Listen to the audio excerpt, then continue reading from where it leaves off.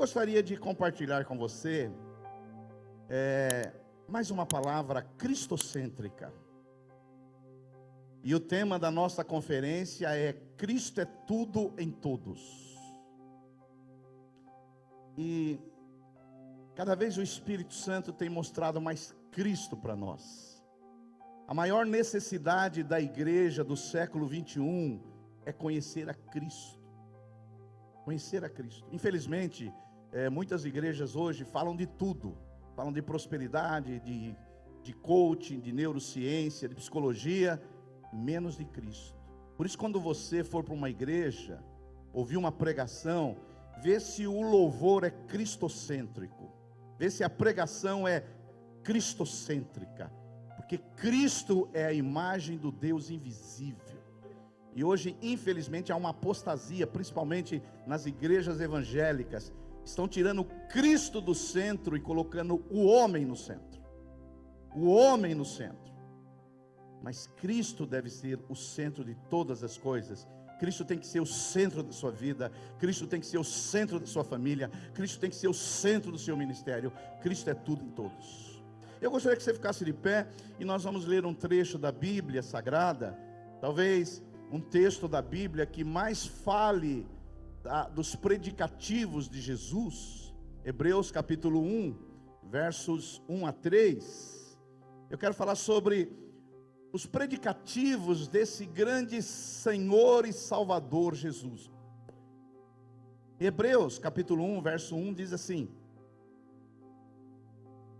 havendo Deus outrora falado muitas vezes e de muitas maneiras aos pais pelos profetas, nesses últimos dias nos falou pelo Filho, a quem constituiu herdeiro de todas as coisas. Quem é o herdeiro de todas as coisas, irmãos? Jesus, pelo qual também fez o universo. Ele, Cristo, que é o resplendor da glória e a expressão exata do seu ser. Jesus é a expressão exata de Deus, sustentando todas as coisas pela palavra do seu poder, depois de ter feito a purificação dos pecados, assentou-se à direita da majestade nas alturas. Diga glória a Deus. Eu quero falar sobre, hoje, porque a ceia, a nossa pregação vai ser um pouquinho menor. Eu quero falar sobre os predicativos desse Jesus, o grande Salvador. Eu, quando vou numa igreja, quando eu participo de conferência, a primeira coisa que eu tento observar é se é uma igreja cristocêntrica. Porque tem igrejas que são demônica-cêntrica. É o demônio que está no centro, não é? Aqui não. Aqui, se alguém cair endemoniado, a gente leva lá numa salinha mais fedida que tem a igreja. Lá é o lugar dele, não aqui. Aqui é Cristo. Cristo tem que ocupar todos os lugares aqui. Amém? Agora, Jesus, o Jesus histórico, é a pessoa mais influente do mundo. Independente de qual grupo religioso uma pessoa possa pertencer, ninguém pode negar que Jesus é a pessoa mais influente da história humana. Jesus é a pessoa que mais marcou a história humana. Jesus é a pessoa que mais influenciou o Ocidente e o Oriente. Muitas pessoas, eles sabem, mesmo não sendo cristã, nunca houve qualquer pessoa que determinou tantas coisas para a humanidade como Jesus. Jesus, não sei se você sabe, ele é respeitado não só dentro do cristianismo. Jesus é respeitado até em outras religiões. Jesus é respeitado no islamismo. Os muçulmanos, eles respeitam Jesus. Até tem um amigo meu, pastor conhecido, que ele não celebrava o Natal, pastor Jefferson. Ele não celebrava o Natal porque ele achava o Natal uma festa pagã e tal, e tal, e tal. Mas como ele começou a viajar muito, começou a ir para países muçulmanos até, e ele viu que no dia do Natal, até os muçulmanos param, por causa de Jesus. E na cabeça dele foi mais ou menos assim: veja bem, se o muçulmano que não acredita que Jesus é Deus, que Jesus é apenas um profeta, para no dia de Natal, eu como cristão não celebro o Natal. Então Jesus, ele é respeitado em todos os lugares. E quando a gente fala da pessoa de Cristo, é a pessoa que mais documentos existe na história. Não existe uma personagem na história que tenha documentos tão sólidos como Jesus. Se você estudar a história, você vai ver que existe muitos, milhares, milhões de documentos sobre Jesus. Então, não há nem como negar o Jesus histórico. Os documentos estão aí. Até um ateu acredita que Jesus viveu e que ele foi influente. Mas nós, como igreja, nós vamos além disso. Nós não acreditamos só no Jesus histórico. Porque um dia, o Espírito Santo, ele entrou em nossas vidas e ele nos iluminou. E ele nos mostrou que esse Jesus histórico que as pessoas conhecem é mais do que uma pessoa, uma personagem. Ele é Deus. Ele é o Filho de Deus. Porque Paulo, até em Efésios capítulo 1, verso 17, ele diz assim: peço que o Deus de nosso Senhor Jesus Cristo, glorioso Pai, dê a vocês espírito de sabedoria, espírito de revelação, no pleno conhecimento dEle. Muitas pessoas, pastor William, lê esse versículo pela metade. Ele lê assim: eu peço que Deus me dê espírito de sabedoria e revelação. Mas aí espírito de sabedoria e revelação dá uma margem para você pensar em muitas coisas. Mas se ele ler o versículo completo, ele vai entender: eu peço para que Deus me dê o espírito de sabedoria e revelação no pleno conhecimento de quem? De Jesus. Então eu sei que muitos lêem a Bíblia e falam: Senhor, me dê espírito de sabedoria e conhecimento. Mas espírito e conhecimento de quem? Jesus. Diga Jesus. Jesus. Jesus. E eu quero compartilhar hoje rapidamente, porque é o dia de ceia, 8 predicativos desse Jesus, que é mais do que um Jesus histórico. É um Jesus que está à direita do Pai, e um dia toda língua vai confessar, e todo joelho vai se dobrar, dizendo que Ele é o Senhor. Diga um glória a Deus aí, aleluia. Primeiro, predicativos aqui que esse texto de Hebreus fala, Hebreus capítulo 1, verso 1, diz assim: havendo Deus outrora falado muitas vezes e de muitas maneiras aos pais pelos profetas, nesses últimos dias nos falou pelo Filho. Pelo Filho. Jesus, Ele é Deus, está à direita de Deus, mas Jesus também é homem. Jesus, Ele é tão extraordinário que Ele foi a única pessoa que fundiram-se duas naturezas nele. A natureza divina, que Ele sempre foi, e quando Ele se encarnou, Ele também teve a natureza humana. Ou seja, Jesus tinha duas naturezas. Jesus sempre existiu. Jesus sempre esteve à direita do Pai. E um dia, esse Jesus divino, maravilhoso, Deus de Deus, onipotente, onipresente, onisciente, imutável, eterno, infinito, Ele se humilhou, se encarnando, se tornando um de nós. E Ele, como Filho de Deus, Ele se humilhou tomando a forma de servo. Por isso que a Bíblia vai dizer: tende em vocês o mesmo sentimento que houve também em Cristo Jesus, que Ele, sendo Deus, não usou como usurpação ser igual a Deus, mas Ele mesmo se esvaziou. Jesus se esvaziou da sua glória, do seu esplendor, dos seus atributos, assumindo a forma de servo, semelhante a homens e reconhecido em figura humana. Esse Jesus, o primeiro predicativo dele é que Ele é o único Filho de Deus, primogênito. E através da primogenitura de Jesus, Ele abriu caminho para que Deus tivesse outros filhos. E hoje, todos aqueles que receberam Jesus se tornaram filhos de Deus. Jesus é o irmão mais velho que abriu o caminho. Por isso que você vai ver na Bíblia Sagrada que até a morte de Jesus, Jesus é chamado de filho unigênito, filho único. Mas depois da morte de Jesus, a Bíblia não chama ele mais de filho único. A Bíblia chama ele de filho primogênito. Ele não é mais o único, ele é o primeiro de muitos filhos. Levanta a sua mão e diga: eu sou filho de Deus. Diga: eu sou filho de Deus. Segundo o predicativo incomparável de Jesus, o primeiro, que ele é o único filho de Deus. Segundo, olha só, verso 2, Hebreus capítulo 1, verso 2, diz assim: que esse filho único de Deus, quem constituiu herdeiro de todas as coisas. Olha só, o autor de Hebreus, ele vai dizer assim: olha, esse Jesus, o Filho de Deus, ele recebeu como resultado da sua morte, do seu sacrifício, ele recebeu uma recompensa, e essa recompensa é uma herança. Jesus é herdeiro de todas as coisas, em virtude da sua encarnação, da sua morte, da sua ressurreição. Ele remiu pessoas, e a Bíblia diz que ele é herdeiro de tudo.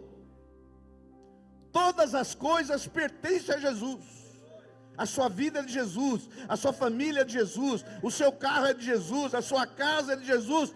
Tudo pertence a Jesus, tudo é dele, por meio dele e para ele. Glórias sejam dadas a ele eternamente, amém. E a boa notícia para nós é que Romanos 8,17 diz que Jesus, sendo herdeiro, a Bíblia diz assim: ora, se somos filhos, somos também herdeiros, herdeiros de Deus e co-herdeiros com Cristo. Se com ele sofremos, também com ele seremos glorificados. Eu não sei se você tem muita herança para receber. Alguns não levantam a mão porque acham que nós vamos pedir a sua herança. Então fica tranquilo. Eu pessoalmente não tenho muito para receber, não. Mas eu quero dizer para você que você agora, como filho de Deus, e Jesus é herdeiro de tudo, e você é co-herdeiro com Cristo, você vai receber muita coisa da parte de Deus, porque você é herdeiro. Porque uma coisa é recompensa, outra coisa é herança. Você sabe que tem uma diferença. Aqueles crentes que se esmeraram mais, que trabalharam mais, que fizeram mais a obra de Deus, eles terão uma maior recompensa. Sim, aqueles que trabalharam mais, se dedicaram mais, frutificaram mais, eles vão ter uma recompensa na eternidade. Mas mesmo que você não fez nada, você não fez nada, você só vinha no culto aqui domingo de manhã, mais nada, e ainda vinha só no dia de ceia, mesmo assim, eu nem deveria falar isso para você, mas você vai ter uma herança, e a herança não é porque você trabalhou, a herança é porque você é filho. Por exemplo, eu tenho dois filhos, independente de um trabalhar mais, outro trabalhar menos, se eu deixar alguma herança, tudo ser, se eu deixar alguma herança, eles vão ser herdeiros, sim ou não? Independente se eles cuidaram de mim na minha velhice, que eu espero que cuide, não é? Claro que quem cuidar mais, pode ser que além da herança, receba um prêmio. Você está entendendo o que eu estou falando ou não? Não, recentemente, eu não sei se você ouviu, daquele técnico de futebol, Zagallo, aquele técnico de futebol, tetracampeão, pastor Honório, o senhor que gosta de futebol, ele deixou uma herança maior para o filho que cuidou dele. E os outros filhos entraram na justiça, mas vão perder. E é justo. Você que é filho, fique esperto. Porque o seu pai pode ser a sua mãe, que na hora de dividir a herança, ele dê para quem mais cuidou dele.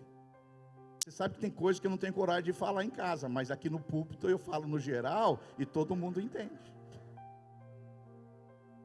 Pega leve, pega a visão. Por isso que independente do que você faça como filho, porque tem pessoas que hoje estão lá na África, estão em países muçulmanos, morrendo por causa de Jesus, sim ou não? São filhos? São.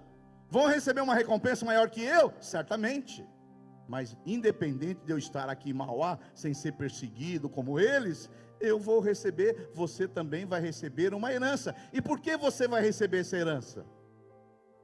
Porque você é filho. Quantos entendem que eu estou falando? Dá um glória a Deus aí. Olha só, Jesus é tão maravilhoso, que ele recebe uma herança, e ele vai dividir com a gente. Aleluia.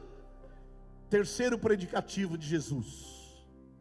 Jesus é o agente da criação e o sustentador do universo. Olha só, Hebreus capítulo 1, verso 2.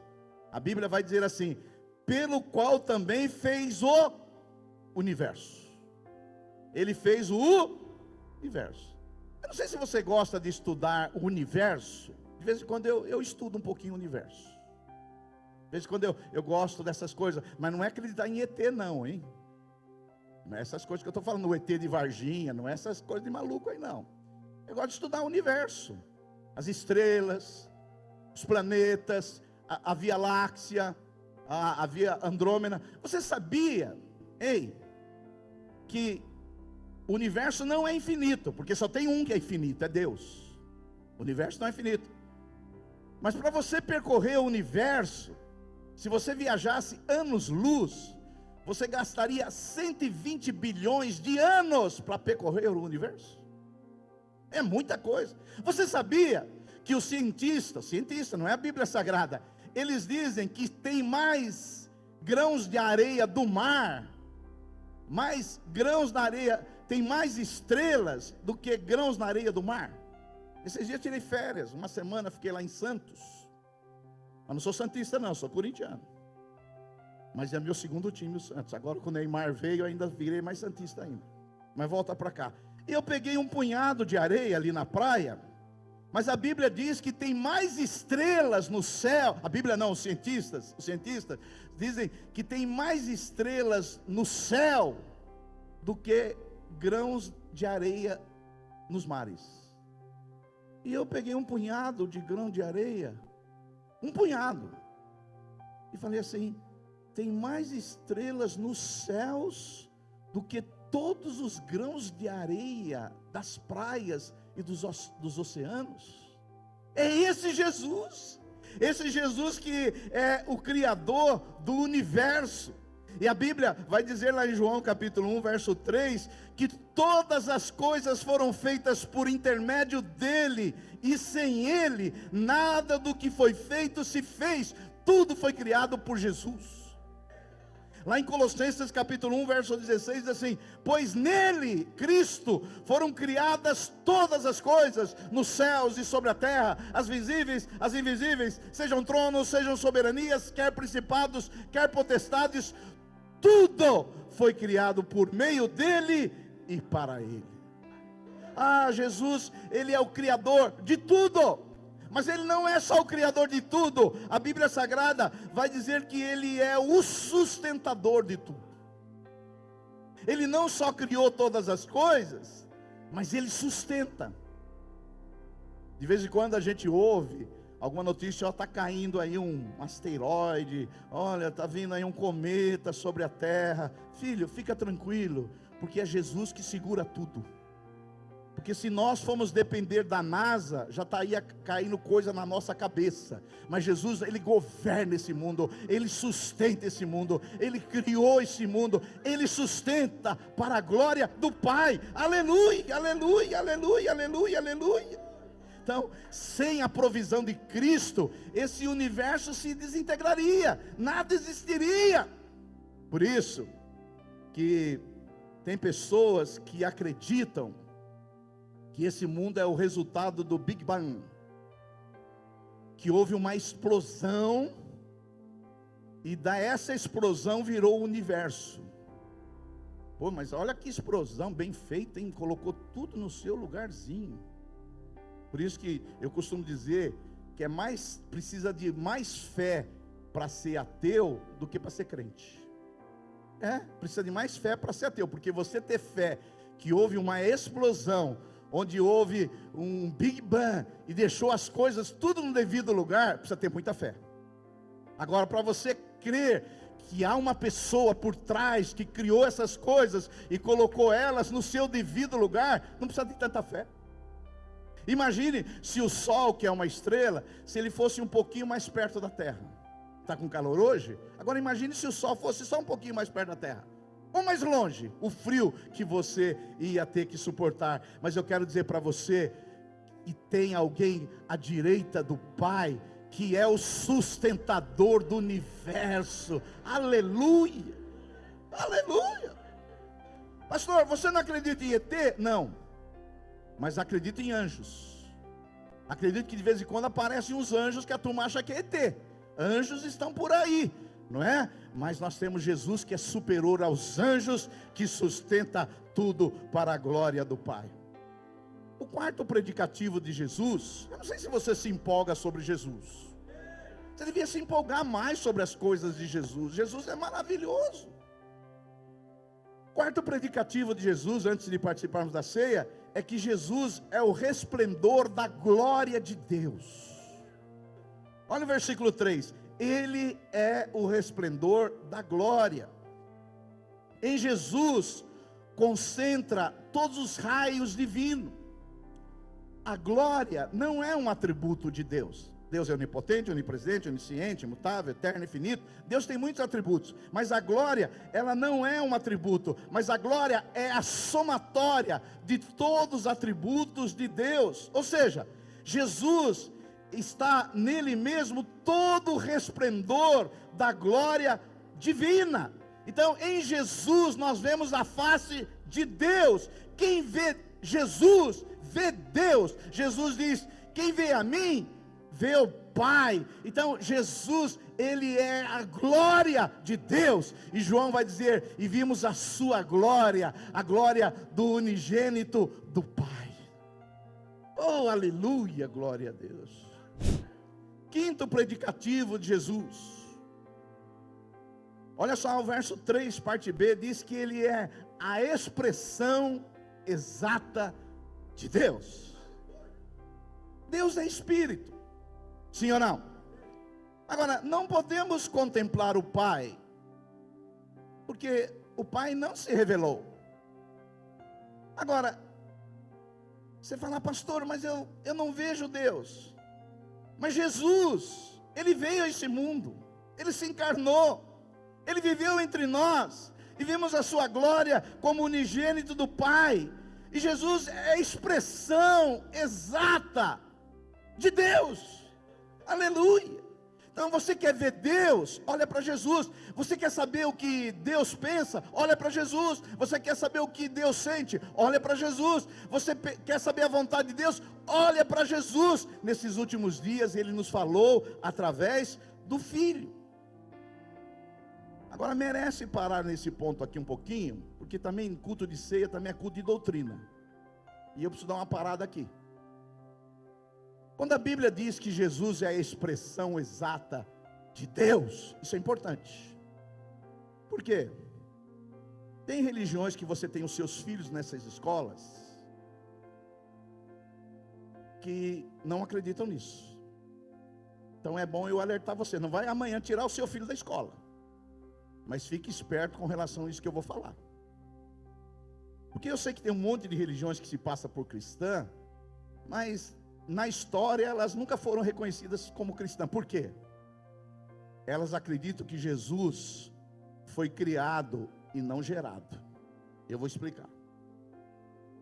Nós temos algumas religiões que têm colégios famosos que não acreditam que Jesus é coigual ao Pai. Eles acham que Jesus é uma criatura do Pai, que ele é o primogênito e é mas que ele não é coigual ao Pai. E eles acham que Jesus foi criado um dia. Então a mentalidade, eu estou simplificando, isso na teologia é difícil explicar. Eles acreditam o seguinte, que um dia, lá atrás na eternidade, existia Deus. Existia Deus, só. E um dia, Deus criou Jesus. Jesus veio depois, é o que essas religiões acreditam. Mas a Bíblia Sagrada, ela não diz que Jesus foi criado. A Bíblia Sagrada diz que Jesus foi gerado. Pastor, não são sinônimos, não. A palavra gerado significa o seguinte, que não há limitação de tempo. A palavra gerado significa que Jesus sempre existiu. Ele sempre foi igual ao Pai. Ele é da mesma essência do Pai. Ele tem os mesmos atributos que o Pai. Ele tem os mesmos predicativos que o Pai. Ele é igual ao Pai. Ele não é inferior ao Pai. Eu sei que para você talvez isso não é importante, mas tem gente que perde a salvação por causa disso. Porque ele não acreditou que Jesus é Deus, mas que Jesus é apenas uma criatura de Deus. Tem gente que perde a salvação porque não acredita que Jesus é coigual a Deus, que Jesus é uma criatura de Deus. E se uma pessoa acredita que Jesus é apenas uma criatura de Deus, ele pode perder a salvação. Porque se ele não é Deus, o sacrifício dele na cruz não foi um sacrifício de um Deus encarnado, mas sim de uma criatura encarnada. Mas nós, como cristãos e igrejas cristãs no decorrer da história, nunca acreditaram que Jesus foi criado, mas que Jesus foi o quê? Gerado. Jesus sempre existiu. Não houve um dia na eternidade que Jesus não existisse. Ele sempre existiu e sempre foi coigual ao Pai e será para sempre. Diga um glória a Deus aí, aleluia. E eu não sei se você sabe, nesses 2000 anos de cristianismo, houve muitos concílios para debater essas questões. Muitas coisas que nós cremos hoje são fruto de concílios que houveram. E por exemplo, houve um concílio no 4º século da era cristã, concílio de Nicéia, que os teólogos se reuniram, se juntaram, porque essa heresia, chamada heresia ariana, que Jesus é menor que Deus, ela estava crescendo. Então teve que ter um concílio, um debate teológico, e a igreja lá no 4º século definiu que isso é uma heresia e que Jesus é coigual a Deus. Eu falei para você com relação a algumas igrejas, porque toma cuidado.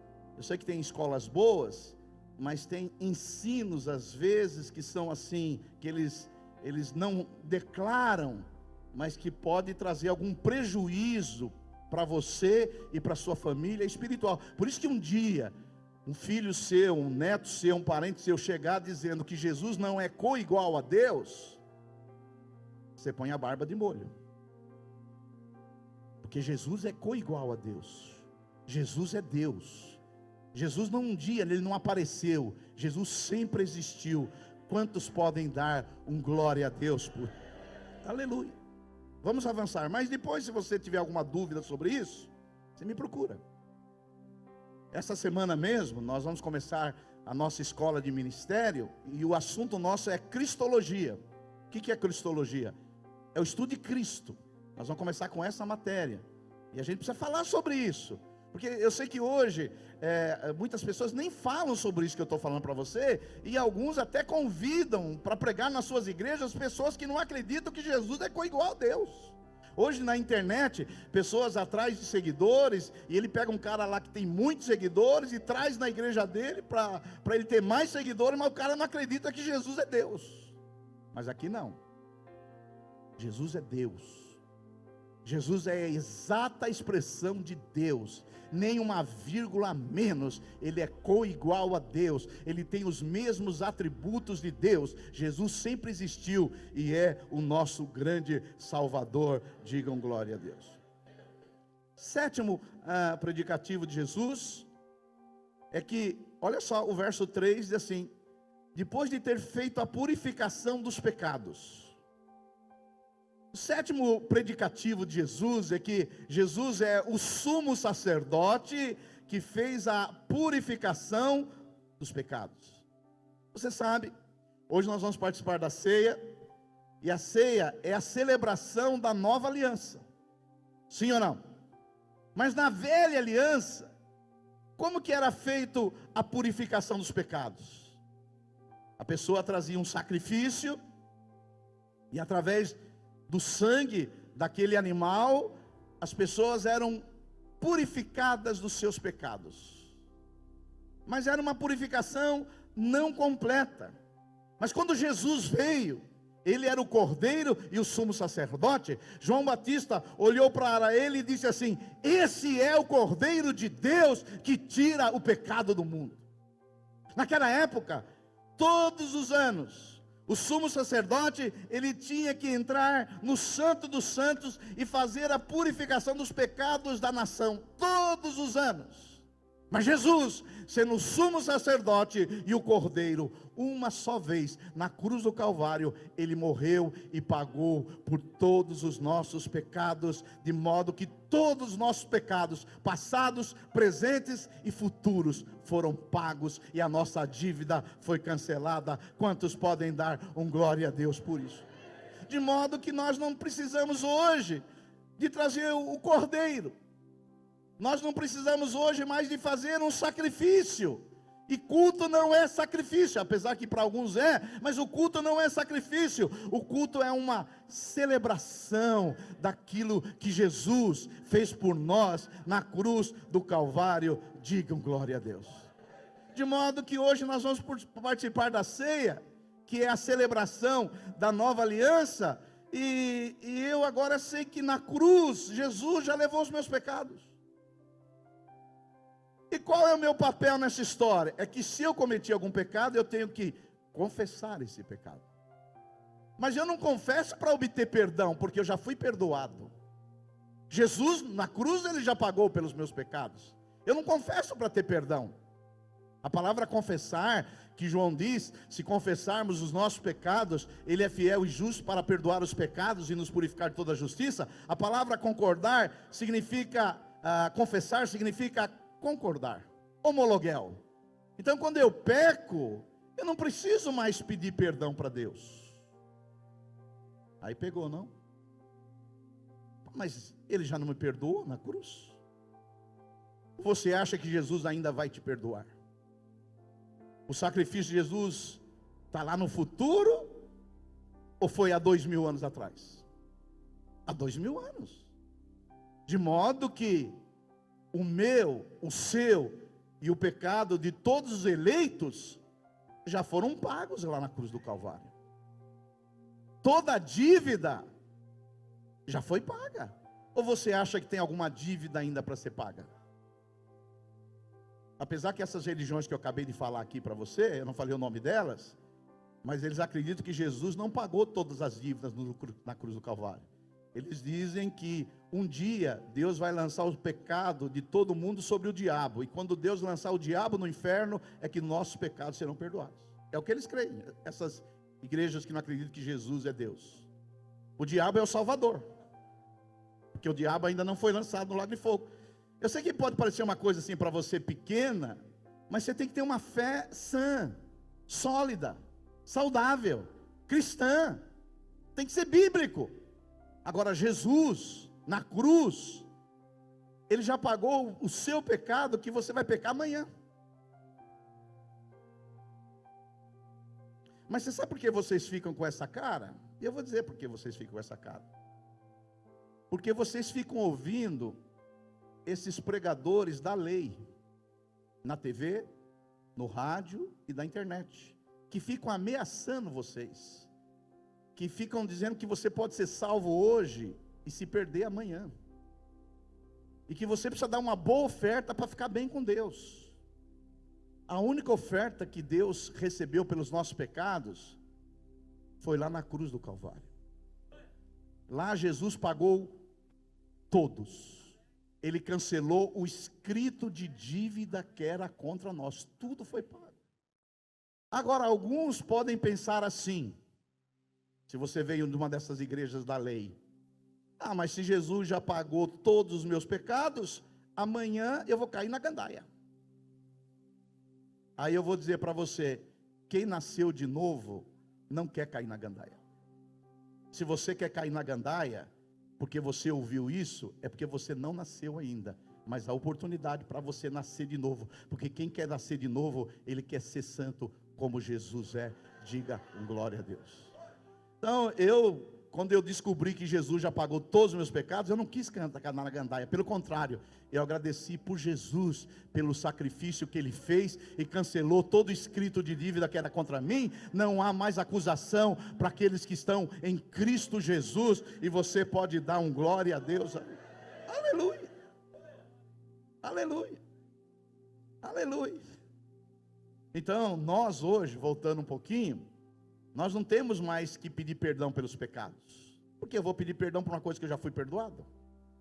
Eu tenho que confessar o pecado. 1 João diz assim: se confessarmos, se concordarmos, se confessar o meu pecado, Ele é fiel e justo para perdoar os meus pecados e me purificar de toda injustiça. Agora veja bem, por que eu confesso se eu já fui perdoado? Não para mim ser totalmente livre do meu pecado. Eu confesso para restaurar a minha comunhão com Ele. Que quando eu peco, eu perco a comunhão, não a salvação. Quando eu peco, eu perco a comunhão. Então quando eu confesso, eu concordo, eu falo: Deus, eu pequei, eu sou errado, eu sou um miserável pecador, eu tenho uma natureza horrível dentro de mim. Senhor, eu quis dar um soco naquele irmão, me purifica. Aí volta a comunhão, aleluia. Quantos estão me entendendo? Dá um glória a Deus aí. Mas alguns de vocês nunca vão entender isso. Alguns de vocês vão viver na lei para sempre.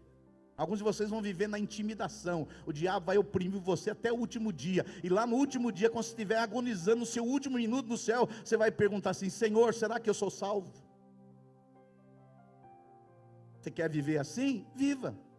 Aí os pastores ficam oprimindo você, te levando aí você viver uma vida de lei. Você nunca vai cumprir a lei. Mas quando você entende a nova aliança, que Jesus já morreu por todos os nossos pecados, você vive alegre, vive em paz, vive em festa, agradece a Jesus. Um dia não é você está salvo, outro dia você está perdido. Não, eu sou salvo, não porque eu me salvei, mas porque Cristo me salvou e o Espírito Santo me regenerou. Dá um glória a Deus aí, aleluia. Por isso, você quer saber se você é salvo? Quanto mais você descobre essas realidades espirituais e mais apaixonado por Jesus você é, aí você é salvo.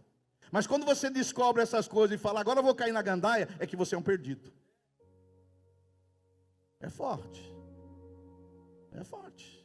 Mas pelo menos a gente vive em paz. Não vive atormentado. Será que eu estou perdido hoje? Será que eu estou perdido? Lá no trânsito eu xinguei um cara vindo para cá, não vou participar da ceia, porque, e agora? O que eu vou fazer? 3 meses sem participar da ceia. É assim que você vai viver?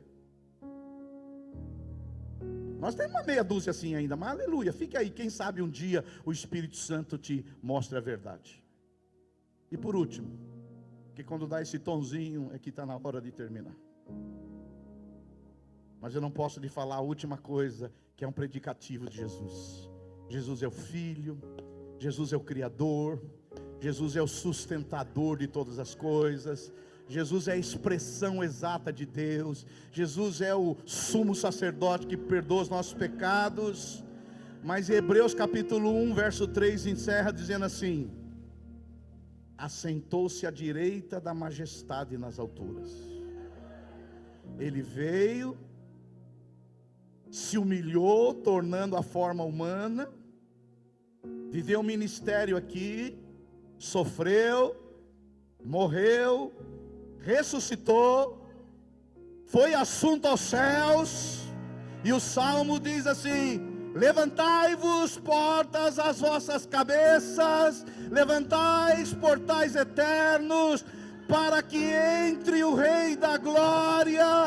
Quem é esse rei? O rei da glória, o rei da glória é Jesus.